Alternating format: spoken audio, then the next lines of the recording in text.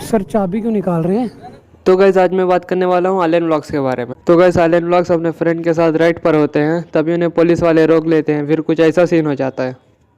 रुकाया गया है पुलिस ने। ये सर ओवर स्पीड किया ही नहीं सर हमने कहीं भी। सर बिल्कुल आराम से आ रहे हैं सर। सर ये आवाज़ इनलाइन 4 की है सर, तब आवाज़ ज़्यादा लग रही। जी सर।